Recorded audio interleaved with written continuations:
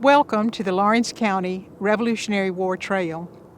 Almost 250 years ago, the American Revolution began. South Carolina had a major impact on the winning of that war, as did present-day Lawrence County. The Battle of Musgrove Mill was a turning point in the war. It was a Patriot victory which followed defeat at Camden and Charleston. Also, the Battle of Old Hammond Store was a major turning point. It happened just 2 weeks before the Battle of Cowpens, which was a major victory for the Patriots. The Battle of Old Hammond Store, a victory for the Patriots, caused the Loyalists to go to ground. They did not fight, they did not march and fight at Cowpens. Only 50 Loyalists went to Cowpens. And of the Patriots, they were emboldened because of their victory. And 1,000 marched to Cowpens and helped win that important victory. The Battle of Yorktown, of course, most people thought was the end of the war, but the month after that, Bloody Bill Cunningham started his Bloody Scout, rampaging through the back country, killing Patriots, destroying and burning their property. And Hays Station was one of those sites. We have numerous sites on our trail. We encourage you to come and visit and learn what happened here, learn your past, and tell the stories to your children and your grandchildren. I'm Diane Culbertson. I'm on the Lawrence County 250 Committee and the State 250 Commission.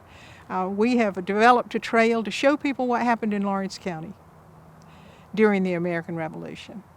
Here we are at Hays Station.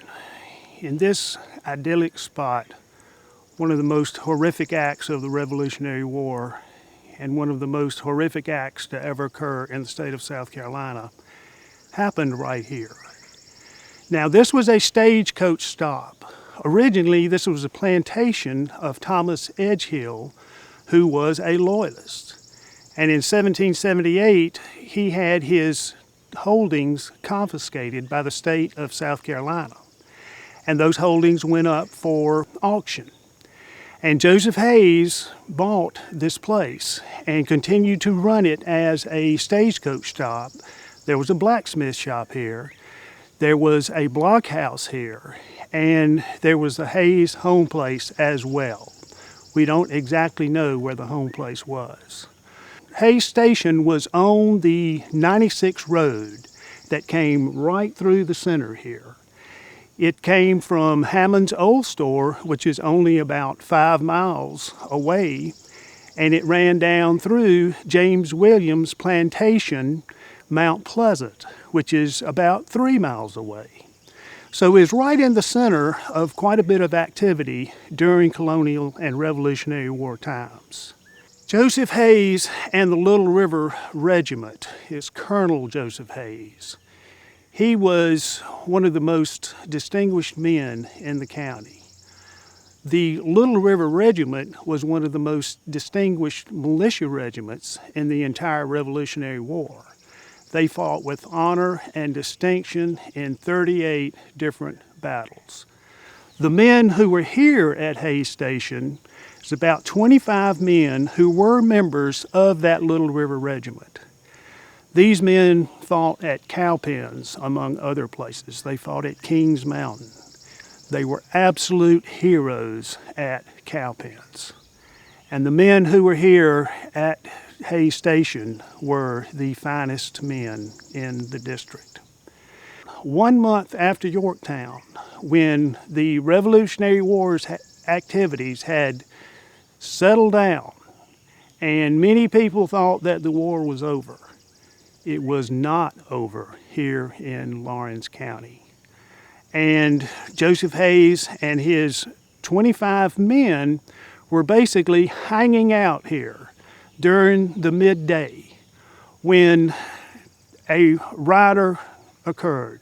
There are many different stories about what happened here at Hays Station. The earliest account comes from about 1830. In the 1880s to the 1920s, there were 10 or so newspaper accounts of what happened here. And those newspaper accounts vary widely in how they describe the occurrences that happened. What I'm giving is basically a summary of the different accounts. It's as accurate as any account that can ever be verified, and it is true to keeping with the spirit of what those newspaper stories were discussing.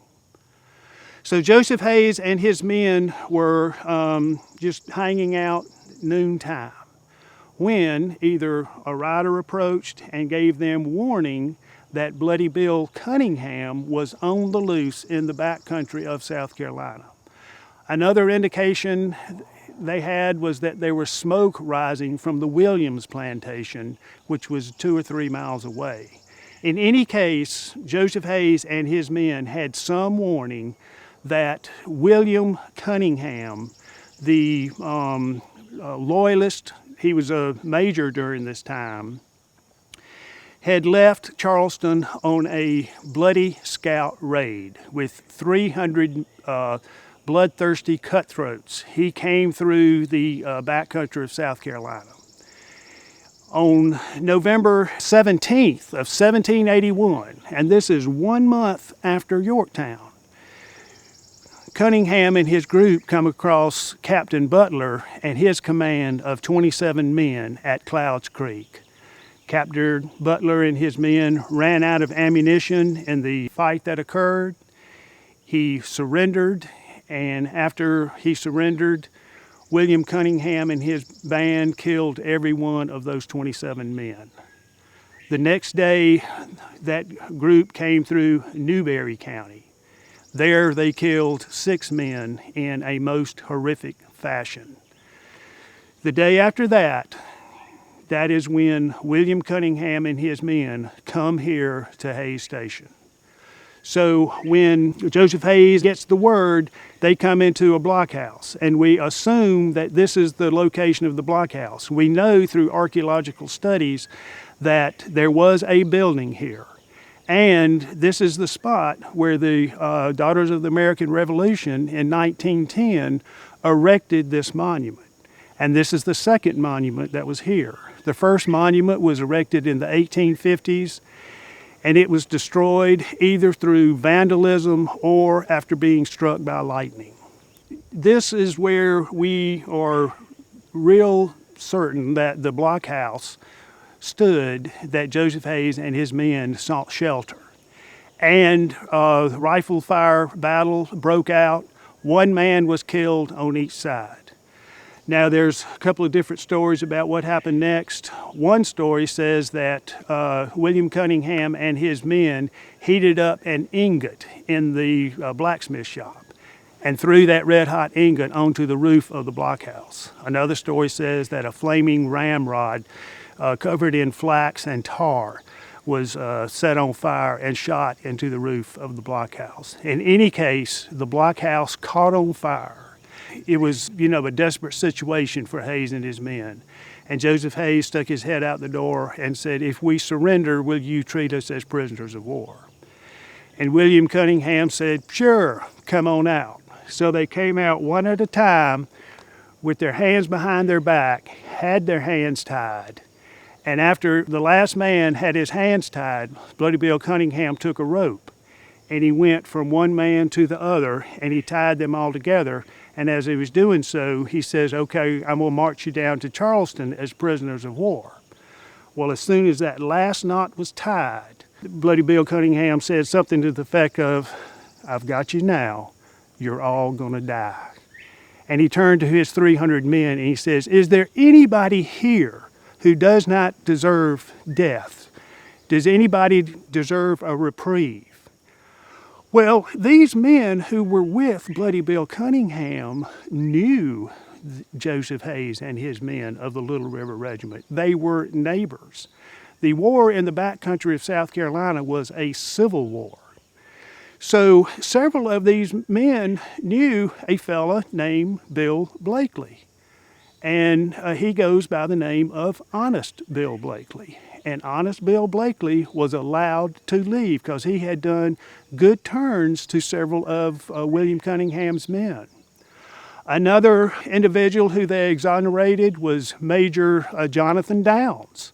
Jonathan Downs was the original a colonel of the Little River Regiment. He was a major of the Little River Regiment. He was wounded in the ring fight in Oconee County as he came to the rescue of Andrew Pickens in that momentous battle. Jonathan Downs got shot through the hand, and the bullet lodged in his abdomen, and he lived like that for the rest of his life. He was out of the war after that point. Jonathan Downs was a very well-respected man, and he was allowed a reprieve as well. And there's other stories about other men who also were let go. In the meantime, though, 18 of these men were sentenced to die by Bloody Bill himself. And what his plan was to hang them 2 at a time. And he was going to hang them from a fodder pole. So he placed a noose around Joseph Hayes' neck.